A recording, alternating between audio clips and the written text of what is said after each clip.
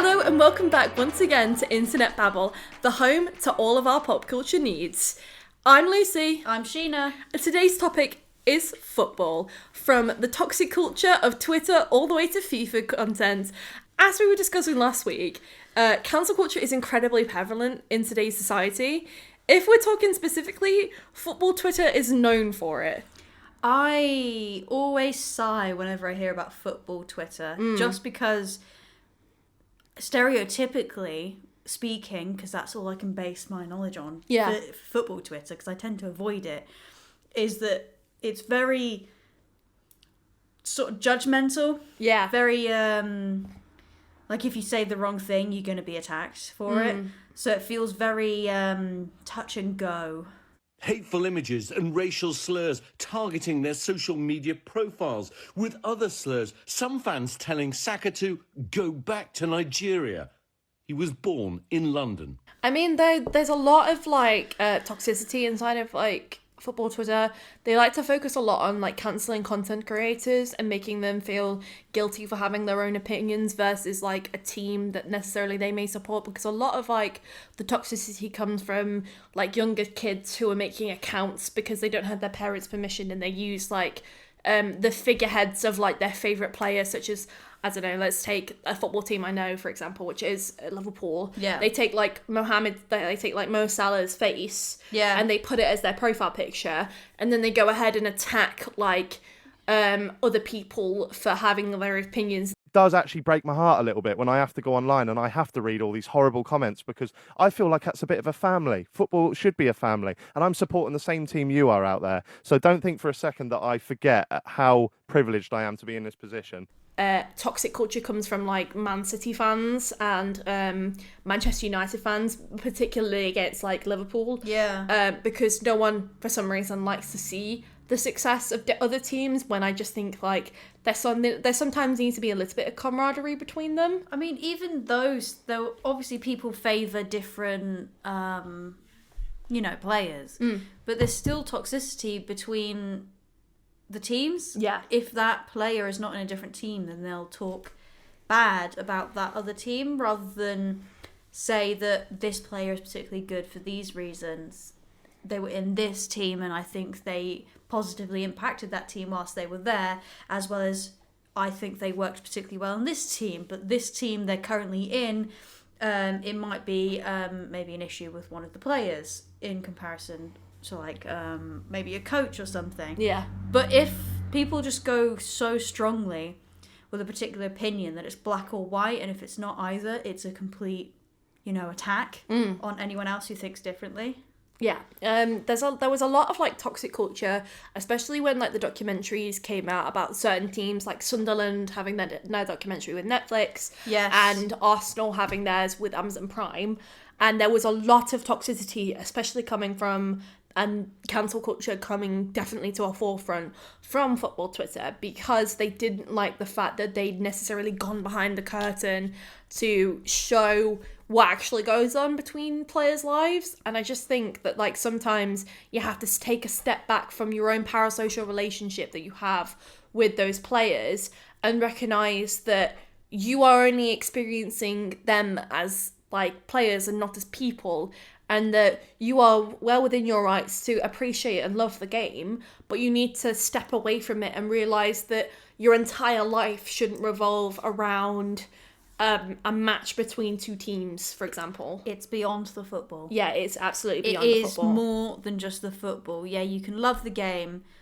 but you can't hate whatever goes on outside, or, this thing. Obviously, you can make normal comments about a certain game, say this tackle or whatever, but it's more than just, even the Sunderland Till I Die. People, I heard about it, there was a bunch of backlash based around just the title alone, because it was Sunderland Till I Die, which is fantastic for the fans of Sunderland, but even regardless of what your team you're supporting or what you know about football, it was a good documentary about the whole thing in general, and it taught a lot and gave a lot of insight about it.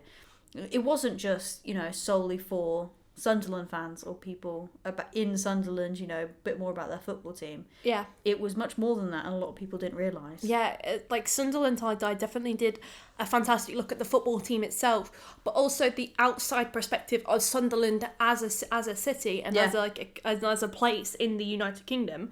It did a great look at looking at how important that football team is to the roots of people and how it almost shapes that society, and it shapes how people view the place, and they have such a like special connection to the football team, and you just recognize the fact that like it has to be more than a game. Like it shouldn't always be a true reflection of how you see yourself through a person scoring a goal.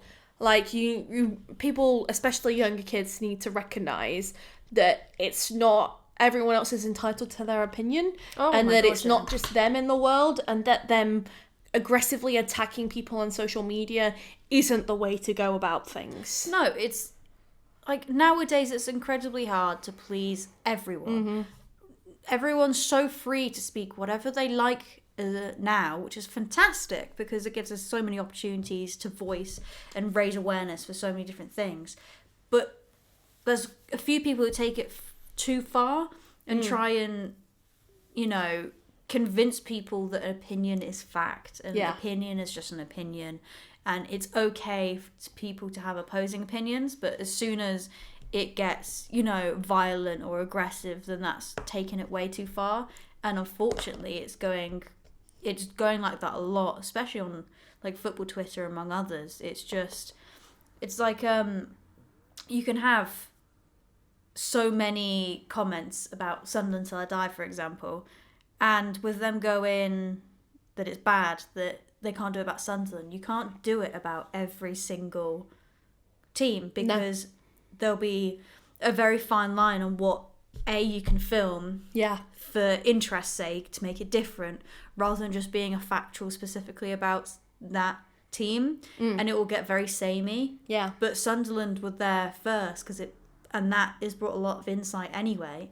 And if you do another one, sure, there'll be different things you can put in, but as soon as you do another one after that, it'll start to be the same sort of structure and the same thing over and over again. Like it was nice to explore the behind the scenes of Arsenal and their season, and a look into like how Mikel Arteta looks after their team and like supports the players and things like that. But there was absolutely such a massive toxicity, and I think it's also almost prevalent within the Premier League today. Because with Arsenal currently being towards the top of the table, I believe they're number 1 in the Premier League at the moment. Right. I believe there's like such a massive like toxic divide between people, because obviously there are a lot of Man City fans out there, and obviously Manchester City have won the league the past like couple years running. And you just think like you just have to remind yourself that your life isn't run through football. I think I keep hitting this point home.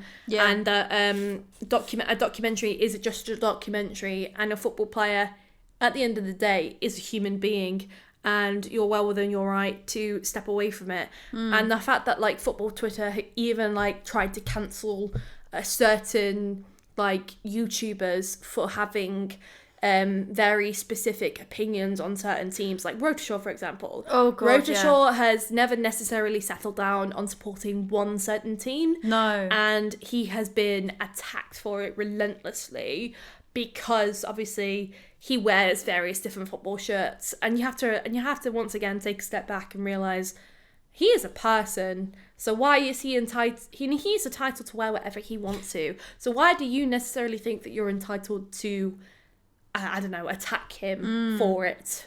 I mean, I get why he's wearing so many. He enjoys football as a game. He doesn't necessarily support any team. Like, he could support a few teams. He enjoys the game as it is, as he should. And people are attacking him, how I feel anyway, that they're attacking him for not voicing his team-based opinion, because he knows that they will also attack him if he does, based on whatever he says. Because regardless of what team he supports, he'll always get backlash for it. Absolutely. So many people will, because it won't match every single person's opinion because it's impossible to do so. Oh, it's impossible. It's impossible to please everybody in the world. God, it always is, regardless of what. It's like the same thing with content creators for like as a whole. It is impossible for them to make content that pleases absolutely everybody. Yeah.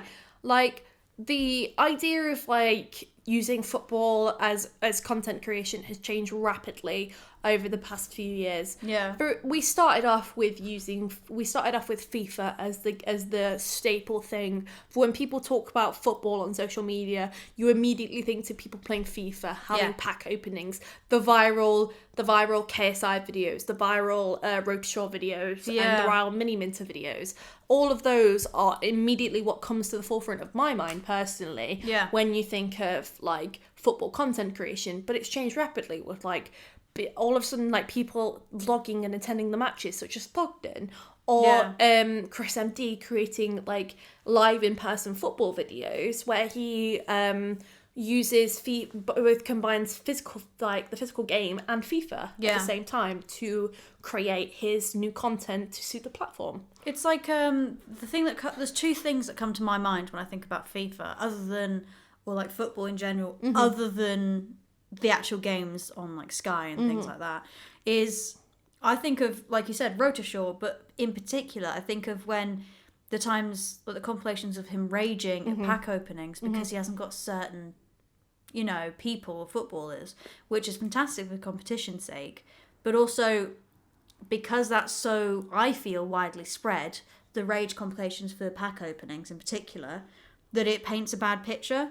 Absolutely. I not only that, but on the opposite side, I also think of those YouTubers coming together for charity football matches. Oh yeah, absolutely. Like with Will NE, and then people in it having fun, making two different... the sideline charity matches. Yeah, and they have all those... They play football for fun. Yeah. And that's what it is. It isn't... Sure, it's a competition, but it's all for charity, so they can have fun with it. And yeah, it's a coming together to appreciate the beautiful sport that is football. Yeah. There is a lot of camaraderie when it comes to it, but at the same time, there has to be a reflection of like how it's shaped certain people to view themselves. For example, a lot of like the male figures that were in my life, including my like own siblings, they obviously typically they viewed themselves wanting to be a footballer when they were younger, because that's the kind of culture that they grew up on. So when you start to see the rise of content creation and you see them making FIFA content or football content, you kind of see that that's kind of morphing and shaping the next generation to view how they would be as a job, and including their own love for football. Yeah, I mean, my own siblings wanted to be footballers. All of them did. All three of them wanted to at different times. One went further than the others and is still doing so. But he knows that it's incredibly difficult to get into. But he knows himself that with his knowledge now, he has a bit of a competition with my own dad. Yeah. About the teams that they support. Because he's changed team to what my dad has supported for 20 odd years. He always comes with facts and saying things. And my dad is enjoying the game and the team that he supports in a non-toxic way. He enjoys it. He appreciates the other teams. And he will compliment them and say that they played really well. It's a shame that the team that he supports is not doing as well, but they did play well in this particular game. Whereas my sibling, who takes it too far...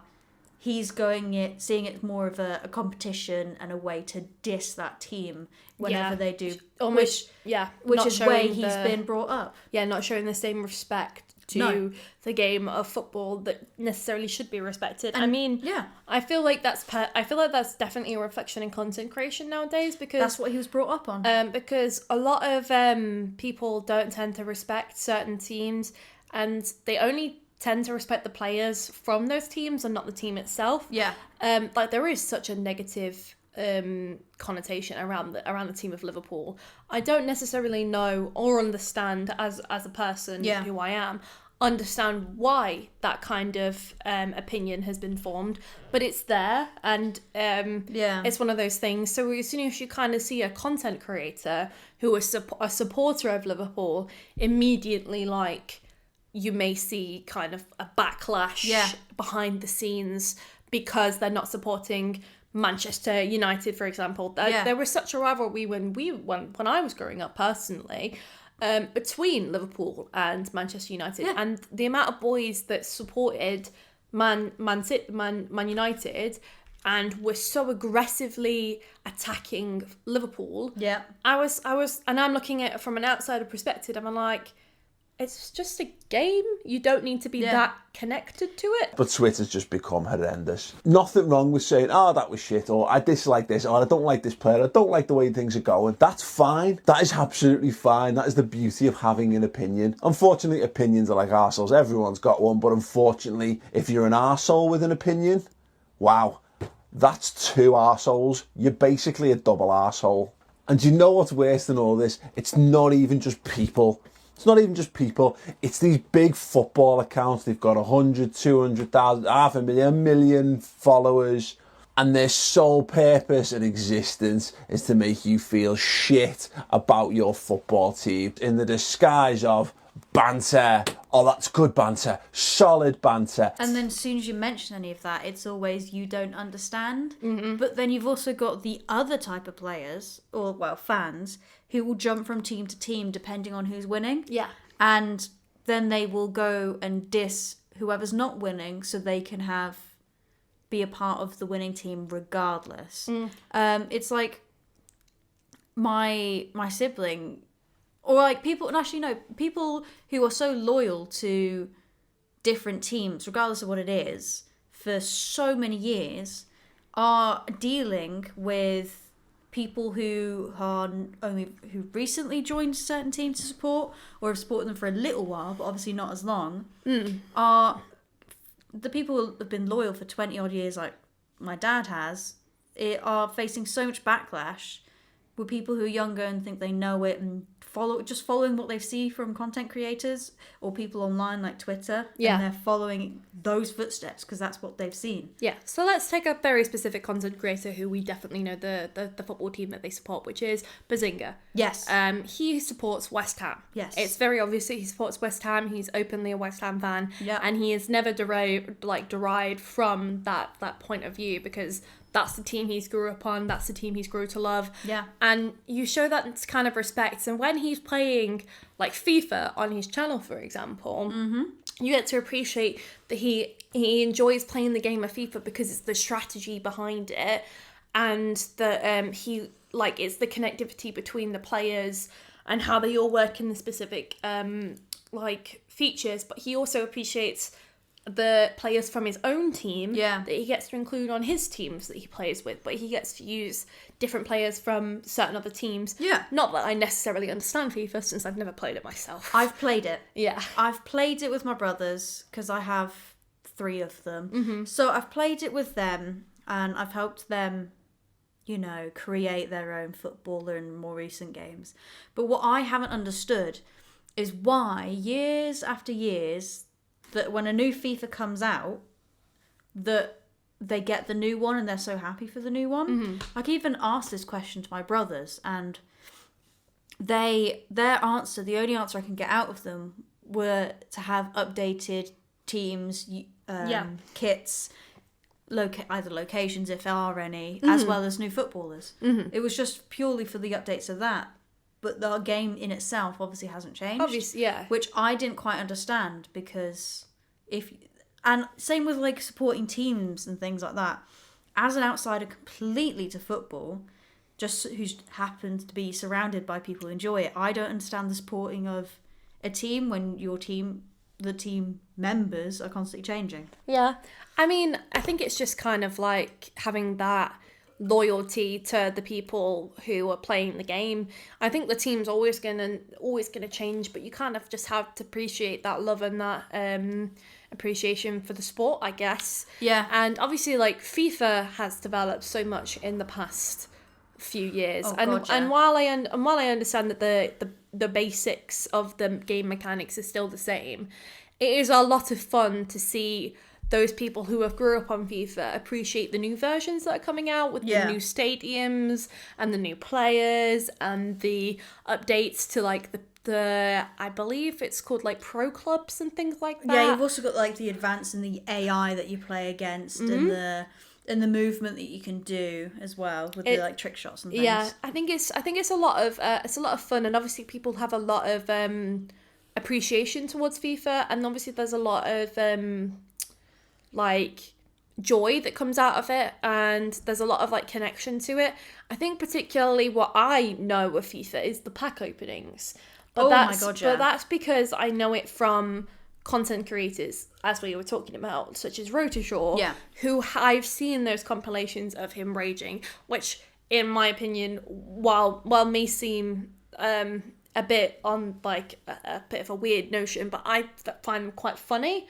Yeah, but I assume thought they were just melodramatic. Yeah, myself. I assume that's what they're supposed to come across as. So maybe I'm not in the minority. No, I think maybe if anyone's in the minority, it'll be me. I just thought they were, because I was so disinterested in the football and the pack openings themselves, that I thought it was just melodramatic because I didn't quite understand it as much. Yeah, and I think that's why FIFA content has changed so much in the past like few years, from people like creating new ways of enjoying the game, such as doing like roads to success and things like that, in order to continue to make the game fun for both them and for the others that are watching them, because obviously the game is still the same game. Yeah. But obviously if you set yourself your own challenges inside of them, it will make it more entertaining for those people watching it and suit both the long form and the short form content.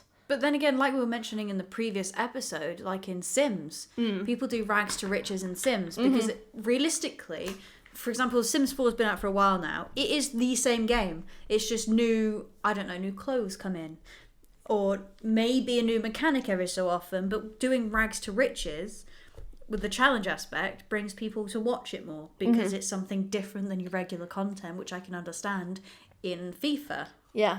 And I just think like adding that addition into real life now, as well as using the game with YouTubers such as Chris MD, who takes that real life element of playing the game of football and using FIFA on top to create challenges, it creates a brand new style, almost a hybrid style of content that makes people really, really enjoy both the physical game and the aspect of the online game as well. Oh my God, yeah. It's like, I don't really see them being interesting just because I have such a disinterest in football itself. But if they were to do, by combining it more, then yeah, I can see why people will watch it. But it's just really not something that is my thing. Yeah, I just think like FIFA has lost that same, and football in general has lost that sense of popularity that it used to have on social media. But I think that's just because times are changing and trends are always constantly moving around, and that not necessarily people are going to continue to watch the same things that they were before. People aren't going to watch KSI play a run through of FIFA anymore, because it's not the type of thing that they're interested in anymore, because they want the new next thing. And it's that, I think that's why there's definitely been a drop in the trend of it on like social media platforms such as YouTube and on Twitch, because it's just not necessarily as interesting as it was before, maybe. I mean, even like I said last episode, that people are looking for something different now.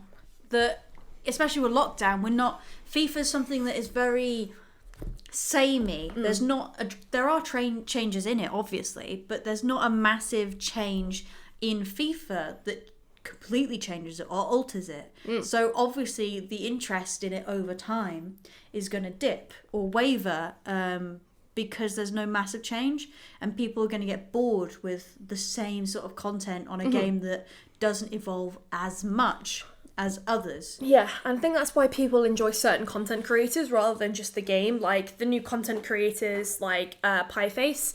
What's up, boys and girls, and welcome to another brand new video on the channel. And today, as you can tell from the title, we are going to be opening the 400,000 coin super duper pivot pack. We've got a boatload of save packs. There's going to be more juicy stuff there as well. Completed SBCs, all that good stuff. Who tends to stream all of his FIFA content on Twitch. He has a large American audience, and I think the reason why they love him so much is because of the comedy style. Yeah. Not necessarily the gameplay aspect, but because they enjoy him as a person, separate from being a content creator. That's why they get involved in the content. Yeah. And I think that's why people particularly are starting to step away from just watching regular FIFA videos and watching more real life videos, such as the popularity of content creators like Fogden. Yeah. Fogden obviously being a content creator who grew up on FIFA and has now broadened his horizons to attending all the World Cup matches in Qatar when it was happening, and for him to explore real life football content in order to drag in that new audience and try and still keep football as relevant as it should be. Coach number 2.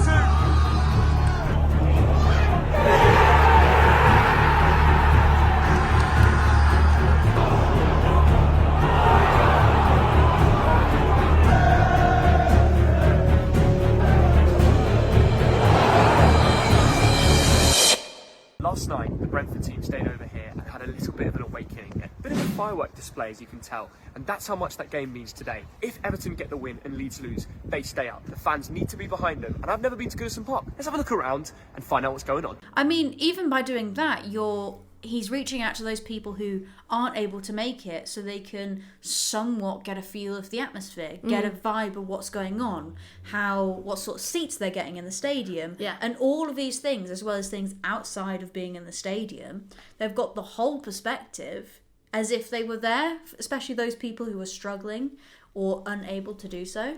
Yeah, I think it's great, and obviously there isn't, hopefully we'll start to see a resurgence in the popularity of football and FIFA content in the next few years, because obviously we've definitely seen a decline lately due to the extenuating circumstances of the end of lockdown and the end of the pandemic, and people not necessarily, again, having that time, which we talked about before, having that time to consume that content that's maybe longer formed, because there's a certain amount of episodes that you have to watch in order to understand the context of what they're doing during this FIFA playthrough that they're doing. Yeah, I mean, I don't know if it will fully come back as popular as it has been in the past. I think there'll always be an interest in football because it's been going on for so many years, that there'll always be an interest in football. But how much it's going to be represented in social media, I'm not quite sure it's going to stay as popular or prevalent. See, I don't know. I'm of the opinion that there will always be a genuine love for FIFA and a love of football, and there will always be new football content creators coming to the platform to help keep it alive. So I definitely don't think it's going to die. I definitely think it might have a spike in the next few years. Yeah. With the next World Cup coming up and with the Euros again and things like that. I definitely think that we're going to see that popularity again. But obviously, with the massive content creators like Rotashaw, like Mini Minter and KSI moving on from that kind of era of football content creation, I think we are definitely seeing a new kind of generation step in to take their places, because they've worn down everything that they could do with the content that they were making. Yeah, and someone else could just bring a whole new fresh look on things. A new fresh perspective. I agree with you. I don't think it's going to die. I just think that there'll forever be an interest, regardless if it's on social media or not, in football. But I don't think it may be as well represented in social media anymore. I think if you are wanting to do it, you're going to have to truly look for it in the future. By future, I mean 5 odd, maybe more years. Yeah. But over the next few years, I think it's still going to be here. I think so. I think that with the popularity that football has, definitely on the social media platform of Twitter, I think with that helping to boost the aspects of football and football trends. Yeah. I definitely think it's going to help keep it alive. And constantly, if we keep getting new kinds of content, such as like the new documentaries on different football teams, I'm definitely going to see that we are going to continue to have that, that society is going to continue to have that love of football. I think there's going to be a nice steady stream of it. I think so. Maybe not as much coming through at the same time as they used to be, but I think there'll still be a nice steady stream of content. Yeah. Thank you very much for listening to Internet Babble. Thank you. Thank you. Goodbye. Bye.